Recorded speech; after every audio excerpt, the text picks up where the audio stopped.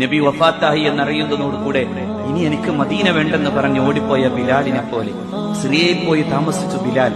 മടങ്ങി വരാൻ പിന്നൊരിക്കൽ ഉമറിന്റെ കാലത്താണ് സയ്യിദുനാ ബിലാലിനോട് അള്ളാഹുവിന്റെ റസൂൽ സ്വപ്നത്തിലൂടെ വന്നിട്ട്, ബിലാൽ എന്തേ എന്നോട് ദേഷ്യമായോ എന്ന് ചോദിക്കുമ്പോ കരഞ്ഞു കലങ്ങി ഹൃദയം പിടച്ച് സിറിയയിൽ നിന്ന് നടന്നു വന്നു മഹാനായ ബിലാൽ അഷ്റഫുൽ ഖൽഖിന്റെ ചാരത്ത്. അപ്പോഴാണ് സഹാബാക്കൾ ഒന്ന് ആ ബാങ്കുലി കേൾക്കാൻ ആഗ്രഹമുണ്ടെന്ന് പറയുമ്പോ രണ്ട് കുഞ്ഞുമക്കൾ അഷ്റഫുൽ ഖൽഖിന്റെ പേരക്കിടാങ്ങളായി സയ്യിദുനാ ഹസനും ഹുസൈനും ചോദിക്കുമ്പോ ആ പരിശുദ്ധമായ ബാങ്കലി ഒരിക്കൽ കൂടി മദീനയിൽ മുഴങ്ങി. പക്ഷേ അഷ്ഹദു അന്ന മുഹമ്മദൻ എന്നേ മഹാനായ ബിലാലിനെ പറഞ്ഞു തീർക്കാനായുള്ളൂ. അപ്പോഴേക്കും പൊട്ടിക്കരഞ്ഞ് ബോധരഹിതനായി വീഴുന്ന ബിലാലിന്റെ ഇഷ്കിന്റെ മുന്നിൽ മരണത്തിന്റെ അവസാനത്തെ സമയത്ത് ഭാര്യ കരയുമ്പോ മഹാനായ ബിലാൽ പറഞ്ഞു, എന്തിനാ കരയുന്നത്? നാളെ ഞാൻ എന്റെ മുഹമ്മദിനെയും അവിടുത്തെ പരിശുദ്ധരായ അനുയായികളെയും കാണാൻ പോകാണ് എന്ന് പറഞ്ഞ സയ്യിദുനാ ബിലാൽ.